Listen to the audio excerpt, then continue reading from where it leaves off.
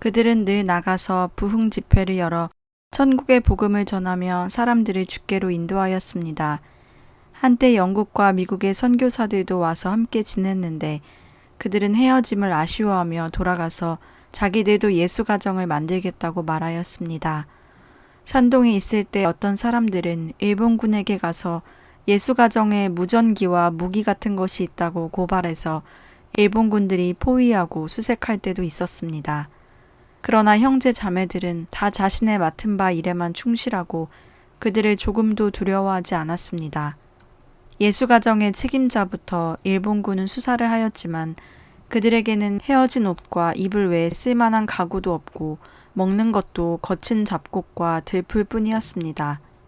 일본군이 그들을 보니 다 선량하고 온유하며 화평하며 기쁨이 넘치는 얼굴이었습니다. 그들은 이들에게 무전기와 무기가 없을 것이라고 결론짓고 조용히 돌아갔습니다. 공산당에서도 그들에게 무슨 비밀이 있나 하여 몇 차례 찾아왔으나 그들이 서로 섬기고 사랑하는 모습을 보며 연신 칭찬하며 돌아갔습니다. 류해광은 1937년에 산서 예수가정에서부터 7년 동안 줄곧 예수가정 생활을 하며 직접 눈으로 하나님의 많은 이적을 보았습니다. 위에서 말했듯이 그들에게는 몇 년 동안 생활비를 벌어오는 사람이 없었습니다. 그 모든 것을 이해하고 소박한 생활을 하면서 가는 곳마다 집을 짓고 예배당을 지으며 한 가정의 생활을 유지해야 했는데 이런 과정들은 다 극도의 빈곤 속에서 이루어졌습니다. 한 번은 그들이 모 지방에다 예배당을 짓는데 3개의 큰 제목으로 만든 삼각 들보를 벽 위에 올려야 했습니다. 형제들은 있는 힘을 다하여 올리려 했으나 그것은 꿈쩍도 하지 않았습니다. 마치 이 여위고 굶주린 사람들을 비웃는 것만 같았습니다. 형제들은 믿음으로 기도하고 하나님의 도우심을 빌었습니다. 기도가 끝나고 다시 들려고 손을 내미는데 갑자기 큰 돌개바람 같은 것이 불어와 그 삼각들보를 잡아 올려 벽 위에 정확한 위치에 놓았습니다. 그들은 그 자리에서 뛰며 할렐루야 주님을 찬양하였습니다. 또 일본군들이 중국인을 잔혹하게 죽일 때도 소평과 2 형제를 제외한 다른 사람들은 다 무사할 수 있었습니다. 한 동남아 사람은 마음속의 평안을 찾아 세계의 많은 곳을 여행하였지만 참 평안을 찾지 못하다가 어느 날 산동의 예수가정을 방문하였습니다. 그리고 그가 말하였습니다. 찾았어요. 여기가 내가 필요로 하는 평안의 장소예요. 그는 예수님을 마음으로 영접하고 마음에 큰 기쁨이 넘쳐 시 한 수를 지어 예수가정에 선물하였습니다. 예수가정은 오묘해 그 오묘함 형언할 수 없네. 남녀노소가 하나의 가정을 이루어 열심히 일하고 건강한 정신으로 희로애락을 누리며 사는 곳이라네. 하루하루 근심 없이 보내며 아침마다 찬양 소리가 하늘에 울리네. 대포 소리, 총소리가 귓가에 울리는 전쟁터 같은 이 땅이지만 참다운 쉼이 하늘로부터 전해지네. 신선이 사는 곳이 어디이고 무릉도원이 어디인가. 이곳은 이 땅에 임한 진정한 천국이라네. 하나님이 인간 세상에 계신 것은 오묘하다네. 주님을 사랑하지만 배운 것이 없는 정지희 형제에게 예수가정의 가장은 시 한 수를 선사하여 그의 성경책 여백에 써주었습니다. 남루하고 초라해 보이는 정지희, 하나님께서 특별히 너를 택하셨네. 예수님은 배움이 없었지만 책을 알았고 너는 비록 우매할지라도 자신을 버릴 줄 아네. 미련한 이가 전하는 진리가 많은 유식한 사람들을 부끄럽게 한다네. 후에 정지희 형제는 뼈를 깎는 노력으로 공부하여 훌륭한 전도인이 되었습니다. 또한 예수가정의 가장은 감숙성의 복음을 전하러 간 단 형제에게 한 수를 선사하였습니다. 넓은 대지의 그 끝은 보이지 않고 발자국 도처에 가득히 가정을 이루네. 천국이 이 세상에 임하기를 원하는 것은 꿈에도 그리는 우리의 소원일세. 많은 사람들은 이 시가의 분량이 많은 것을 보고 그것은 그들이 성령 충만하여 당한 어려움을 이겨낸 경험에서 우러나온 것이라고 말하였습니다. 또한 깊은 감동을 주며 많은 사람들을 격려하는 글이라고 말을 하였습니다. 하지만 이 몇 수의 시는 예수 가정에서 불리는 시가 중에 일부에 불과할 뿐입니다. 한 번은 류회광이 소강파의 예수 가정에 있을 때 외지에서 온 형제는 예수 가정의 삶을 보고 하나의 찬송을 만들었습니다. 먹을 것이 없고 쓸 돈이 없고 육체는 고달파도 우리의 영성은 날마다 성장하네. 그녀의 남편은 북경에서 돌아온 후 시험 성적이 우수하여 하남성 서평현 교육관과 교육과장을 맡게 되었습니다. 1945년 그는 이 두 직책을 사임하고 그녀를 예수가정에서 데리고 온 후 그녀와 함께 생활하며 한마음으로 하나님을 경배하였습니다. 1947년 애광에 있는 A현이 해방되었습니다. 당시 현의 첫 현장은 남편의 친구였습니다. 그는 전에 남편 부대 군병으로 실제는 공산당원이었습니다. 남편은 그의 신분을 알았지만 그를 보호하고 고발하지 않았습니다. 후에 국민당에게 발견되어 손과 발이 잘리게 되었을 때에도 남편은 손을 써서 그를 살려주었습니다. 현장은 남편의 은혜를 잊지 않았고 그에게 관에 와서 높은 직책을 맡으라 청하였으나 남편은 거절하였습니다. 그녀는 집에 온 후 시어머니에게 복음을 전하였고 그녀는 금방 회개하고 믿었습니다. 한 달 후 시어머니는 기도 중에 평안히 주님께로 갔습니다. 시아버지는 성질이 괴팍한 사람이었습니다. 대지주 가정에서 태어난 류회광이 예수님을 믿는다는 것이 가문을 망친다고 생각했습니다. 해방되자 시아버지와 모든 가족은 다 도망가고 그녀만 남아 그 집을 지켰습니다. 1949년 토지 개혁이 시작되기 전 성령님의 감동으로 그녀는 집과 땅을 다 팔았습니다. 애광의 친어머니가 회개한 일도 아주 신기했습니다. 애광이 복음을 전하자 그녀는 입으로 시인하면서 회개했습니다. 하지만 어머니는 계속 하루에 담배를 2갑씩이나 피웠습니다. 그녀가 47살 되던 해 애광과 함께 예배에 참가했다가 성령의 세례를 받고 통곡하며 회개했습니다. 집에 돌아온 그녀는 사람이 완전히 변했을 뿐만 아니라 담배도 끊고 전혀 피우지 않았습니다. 담배를 처음 끊었을 때는 담배 귀신이 그녀를 공격하여 고통 속에서 딸을 불러와 함께 기도로 담배 귀신을 쫓아내기까지 하였습니다. 하지만 그 후 어머니는 건강한 몸으로 80세가 되어도 귀가 먹지 않았고 또한 잘 볼 수 있었습니다. 애광이 산동 예수가정에 간 후 한 형제가 와서 그녀의 어머니와 2 아들을 데리고 산동으로 갔습니다. 그 후 그녀가 하남 사강파에 왔을 때 그들은 그 남편과 함께 있었고 그녀와 남편, 아이들이 집에 돌아온 후에도 어머니는 거기서 반년을 보냈습니다. 그녀의 남편은 전에 국민당 건설국 국장으로 있었으며 교육부장과 중앙군 제65사의 과장직에도 있었습니다. 장개석이 인원을 직접 뽑는 청년 군관 학습에 그녀의 남편이 2번이나 선발되어 참가했습니다. 20명을 뽑아 그들에게 각 당의 권한을 주며 장개석을 친히 만나 의견을 말할 수 있는 특권을 줄 때도 그녀의 남편은 뽑혔습니다. 장개석이 그에게 군도를 선물로 준 일도 있었습니다. 이런 이유로 해방되자 그는 두려워했습니다. 왜냐하면 국민당에서 일했던 것을 들킨 사람들은 당시 몇 명을 제외하고는 모두 처형되었기 때문입니다. 류회광은 주님의 인도하심대로 집과 토지를 일찍 팔았기 때문에 평안히 지낼 수 있었습니다. 후에 류가 한 성의 동관의 집을 사려 할 때 그녀의 남편은 그곳에 자기를 아는 학생이 많고 또 다른 이들도 자신을 알고 있으니 좀 더 조용한 산골로 가자고 하였습니다. 류는 남편을 북산 깊은 곳에 거처하게 했고 그는 거기서 나무를 하며 지냈습니다. 그러나 힘이 없어 마을로 내려올 수밖에 없었습니다. 하지만 주님께서 보호하심으로 그의 이름은 각처에서 감쪽같이 사라졌고 몇 번의 호구조사에서도 그의 이름은 거론되지 않았습니다. 그리고 평소 그의 성품이 매우 선량하고 온유하였기에 그를 고발하는 사람도 없었습니다.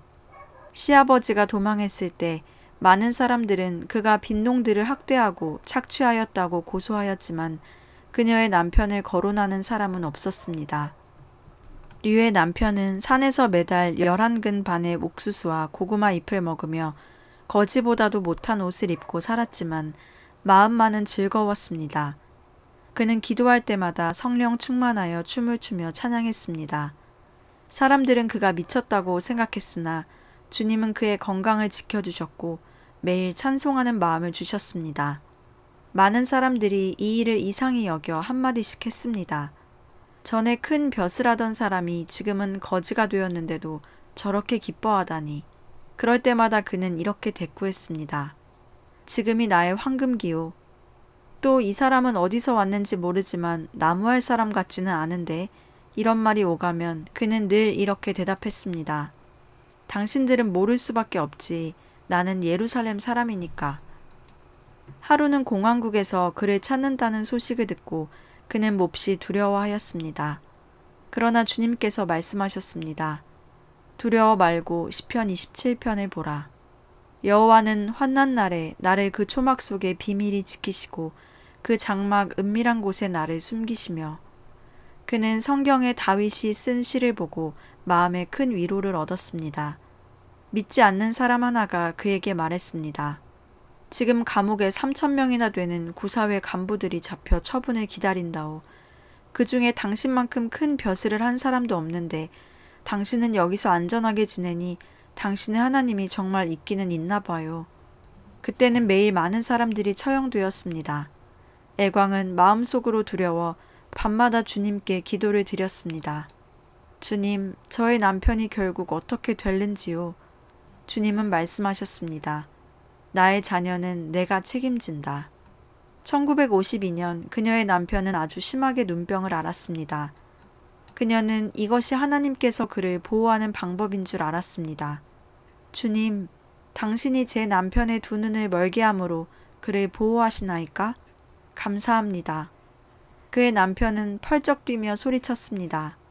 주님, 나는 눈먼 자가 되기 싫습니다. 주님, 나의 믿음 없는 것을 용서하소서. 당신은 다른 방법으로도 그를 보호할 수 있으니 치료해 주소서.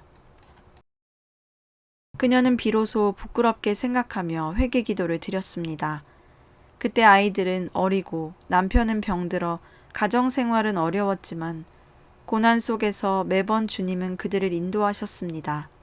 문화 대혁명 전 이들은 공항국에 끌려가 문초를 당하였습니다. 대대의 간부들은 남편에게 왜 예수님을 믿는지 물었습니다. 도덕성 있는 좋은 사람이 되기 위해서입니다. 그가 대답했습니다. 그때 애광이 직접 말하겠다고 끼어들자 민병들은 그녀를 때리려 하였습니다. 그때 한 공사 간부가 이를 제지하며 물었습니다. 하나님이 있는가? 예. 하나님이 어디에 있는가? 마음속에 있습니다. 정식 세례를 받았는가? 아니면 약식 세례를 받았는가? 침례를 받았습니다. 하나님은 보았는가? 예, 보았습니다. 이 일문일답에 그는 화가 나 마당으로 그녀를 끌고 가 반성하게 하였습니다. 얼마 후에 공안국 공사 대대 간부들도 다 몰려왔습니다. 정말 하나님을 보았어? 예, 보았습니다. 그러면 좀 말해봐. 류는 말하기 시작했습니다. 내가 26살 되던 봄날 기도할 때 성령이 충만하여 방언으로 하나님을 찬양했습니다. 그러자 갑자기 내 영혼이 공중에 둥둥 뜨면서 예수님을 보게 되었는데 그는 발목까지 오는 흰 두루마기를 입고 머리에 화려한 면류관을 쓰시고 웃으며 나를 보고 있었습니다. 그는 비록 나에게 아무 말도 하지 않았으나 나는 주님이 만족해하는 것을 알 수 있었습니다. 나는 또 음악 소리 속에서 전에 죽은 나의 학교 친구를 보았는데 그녀는 거기서 기뻐하며 찬송을 부르고 있었습니다. 나도 기뻐서 찬송하고 방언하니 영혼이 다시 내 몸으로 돌아왔습니다. 나는 그때 천국길은 좁고 가는 사람이 많지 않으나 지옥길은 넓고 가는 사람들이 많은 것을 보았습니다. 내가 울다가 10분 동안 기뻐했고 10분 동안 비통해했습니다. 그때 나는 주님께 내 몸과 마음을 바치고 사람들에게 복음을 전하리라 결심했습니다. 그건 다 환상이고 거짓말이야. 그들은 이 말을 하고 그녀를 집으로 데려가 성경책을 찾았습니다. 그들이 몇 년이나 믿었는가를 묻자 그녀는 믿은 기간과 경력을 말해 주었습니다. 그러자 그들은 또 격분하며 그만하면 됐으니 다시는 다른 사람들에게 종교를 강요하지 말라고 경고하였습니다. 그리고는 그녀를 다시 대회장으로 끌고 가 그들 부부에게 엄포를 놓았습니다. 너희 가정은 공산당의 은혜를 입고 있다. 두 아들과 며느리는 다 당을 위해서 일을 하고 있지. 만약 오늘 신앙을 포기한다는 각서를 쓰지 않으면 아들과 며느리를 당에서 제명할 거다. 아들과 며느리라는 말이 나오자 애광의 마음속에서 또 갈등이 생겼습니다. 마귀도 이 기회를 틈타 공격해 왔습니다. 아이들을 생각해야지.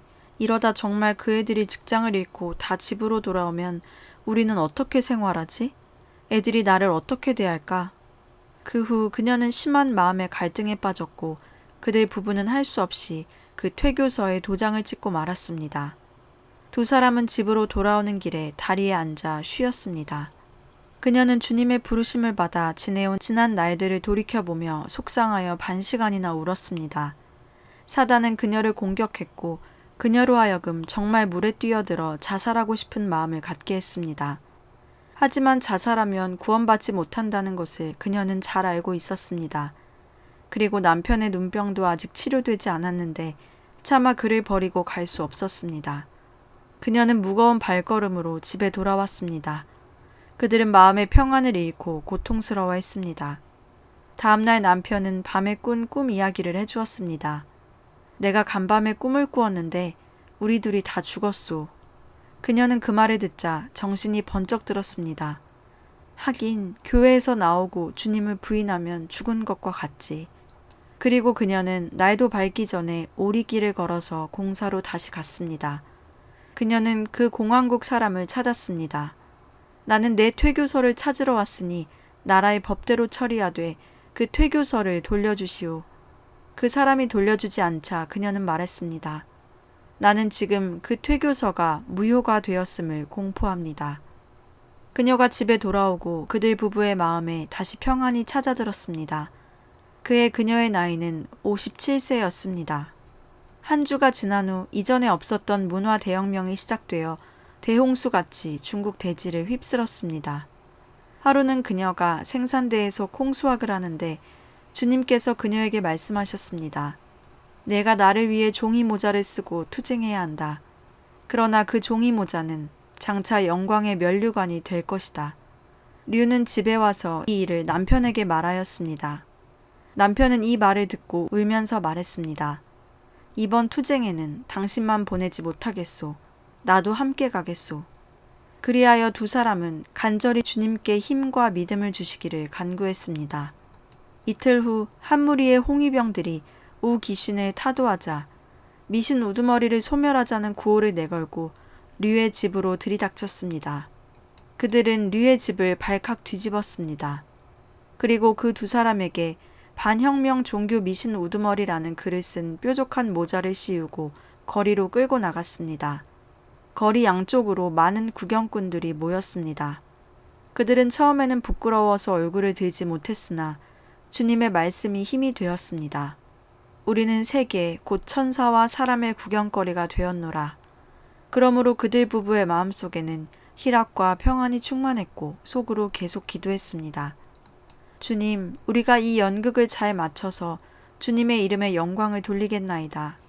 지금 그들은 모자를 쓰고 가두행진을 하는 것이 아니라 면류관을 쓰고 주님과 혼인잔치에 참석하는 것 같았습니다. 밤에 풀려나 집에 돌아오자 그녀의 어머니가 물었습니다. 저녁 먹겠니? 먹어야지요. 먹어야 내일 또 나가서 거리를 돌지요. 그녀의 어머니는 이해하기 어렵다는 눈길로 그들 부부를 보면서 부엌에 나가 밥을 지었습니다. 그들은 매일 끌려나가 탄압을 받았는데 그들 부부 앞에 큰 글씨가 쓰인 패까지 달아주었습니다. 그리고 뒤에서는 징과 북소리와 함께 타도하자는 구호가 여기저기에서 터져나왔습니다.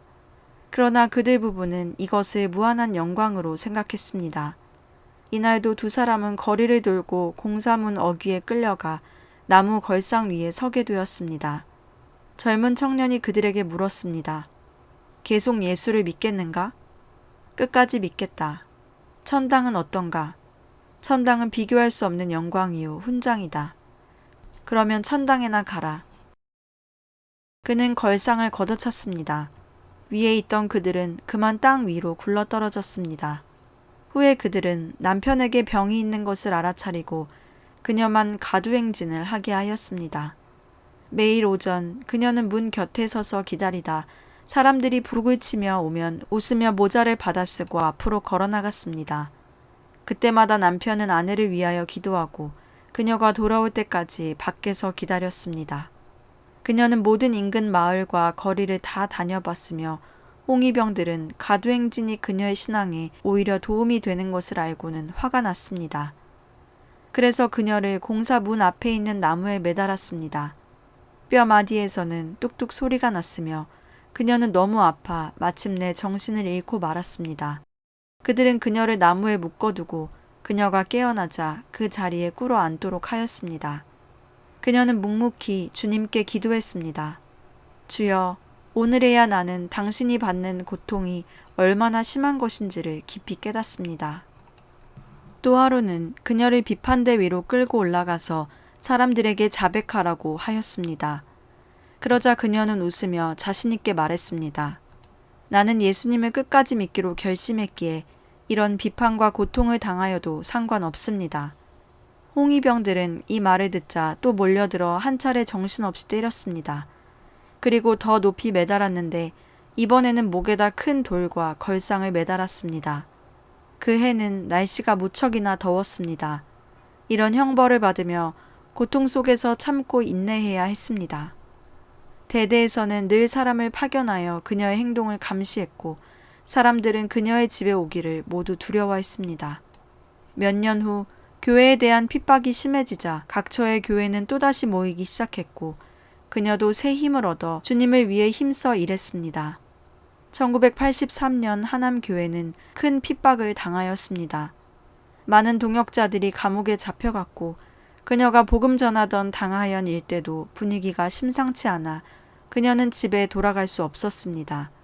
그때 그녀는 이전에 산동 예수가정에서 함께 지낸 적이 있던 자매를 생각해냈습니다. 그 자매와 남편은 산동 예수가정에서 결혼했는데 지금은 협서성 단풍현에 살고 있었습니다. 그래서 그녀는 단풍현으로 향했습니다. 30년 동안이나 헤어졌던 두 사람이 다시 만나니 그들은 기뻐 어쩔 줄을 몰랐습니다. 그들 부부의 근황을 물어보았습니다. 20년이나 기도를 못했다. 애광은 이런 이야기를 듣고는 가슴이 아파 그들을 위하여 금식 기도를 하였고 그들의 부부는 다시 성령 충만해졌습니다. 그녀가 단풍현에 있던 시간은 주님께서 그녀에게 마련해 준 제일 좋은 시간이었습니다. 그녀는 자기의 지나온 길을 돌아보며 세상의 모든 것이 다 헛되며 구주만이 자신의 모든 것이 되신다는 사실을 알았습니다. 그리하여 그녀는 시 2편을 썼습니다. 보배, 나의 보배는 예수, 그분을 빼고는 다른 것 없네. 세상 모든 것이 다 헛되며 주를 사랑하는 것만이 참 복이네. 자비로운 아버지, 시냇물은 흐르고 까마귀는 떡과 고기를 가져오네. 성령은 매일 나를 깨우치고 주의 사랑은 평안으로 나를 채우네. 하나님, 우리를 자녀로 부르시고 근심 걱정을 해결해 주시네. 나의 모든 것을 책임지시고 넘치는 은혜로 채워주시네. 이때 그녀는 계속 기도하며 주님과 아주 친밀하게 지냈습니다. 그녀는 다른 2편의 시로 이때의 전경을 묘사했습니다. 새벽기도 1. 빛나는 별 나의 창을 비추며 깨어 일어나 왕을 보라 하네. 생명의 생수 나의 맘을 적시고 주님은 나의 심령을 기쁘게 하네. 새벽기도 2. 새벽기도는 정말 좋다네. 예수는 나의 보배이기에 날 대신하여 십자가에 달렸으니 내가 늘 기도하네. 1984년 75세 된 그녀는 자신이 나이가 많아 일을 끝내고 하늘집에 올라가 편히 쉬어야겠다고 생각했습니다. 그리하여 그녀는 주님께서 빨리 데려가시길 기도했습니다. 그날 밤 주님은 그녀에게 말씀하셨습니다. 네가 날 위하여 80세까지 증거하리라. 그리하여 그녀는 자기의 길이 아직 끝나지 않은 것을 알았습니다. 문화혁명 시기 그녀의 남편은 늘 인민공사에 나가 고역을 해야 했습니다. 그는 흙나르는 일을 했는데 나이 많고 눈병이 있었지만 그들은 그를 가만히 놔두지 않았습니다. 공사 현장은 집에서 20분이 떨어진 곳인데 그녀는 매일 남편의 손을 잡고 그곳까지 데려다주고 저녁에 또 손을 잡고 집까지 데려왔습니다. 그날도 두 사람이 공사 현장에서 집으로 돌아오는 중에 마침 폭우를 만났습니다. 어디 피할 데도 없어 그들은 비를 흠뻑 맞았습니다. 추위와 굶주림 속에 그들이 지금까지 받아온 고난을 생각하니 서러움이 몰려와 그들은 통곡했습니다. 주님, 이 넓은 천지에 우리의 설 곳이 없습니까? 이때 주님께서 말씀하셨습니다. 이 모든 일이 다 내게서 났으니 너희는 잠잠하라. 그제야 그들은 주님이 세상에서 받은 고난을 생각하고 심령의 평안함을 얻어 비 속에서도 할렐루야 찬송하였습니다. 1976년 그녀의 남편은 반신불수로 침상에 누워 5년 동안 일어나지 못하였습니다. 그녀는 5년 동안 남편을 사랑으로 섬기며 남편 옆을 떠나지 않고 극진히 보살펴 주었습니다. 대소변을 받아내고 때맞춰 음식을 챙겨주는 등 그를 각별히 보살폈습니다. 남편은 그 사랑에 감동되어 그녀를 이름 대신에 어머니라 불렀습니다. 5년의 병상 생활 동안 그녀의 입에서는 찬송이 멈추지 않았습니다. 1981년 정월 6일 그가 아내를 또 어머니라고 부르자 그녀는 말했습니다. 우리는 부부이고 당신께 수종드는 것은 내가 마땅히 해야 할 일이니 이후로 다시는 어머니라 부르지 말아요. 남편이 아무런 대답을 않자 그녀는 남편을 내려다보았고 그가 이미 숨을 거둔 것을 알았습니다. 그의 영혼은 낙원에서 안식했습니다. 향년 82세였습니다. 그녀가 사강에서 돌아온 후 시아버지는 그녀를 무척이나 미워했습니다. 그리고 그녀를 욕하며 다시 예수 소리를 하면 목을 비틀어 버리겠다고 위협했습니다. 그녀의 시아버지는 참으로 몰인정했습니다. 정월 초하루 아침부터 하루도 빼놓지 않고 그녀에게 욕지거리를 해댔습니다. 토지 개혁 때 그는 사람들에게 많은 원망을 샀습니다. 사람들은 다 그를 비판하려고 투쟁 대회를 벼르고 있었습니다. 그는 이렇게 남에게 당해본 적이 없는 사람이라 더욱 겁을 내며 떨고 있었습니다.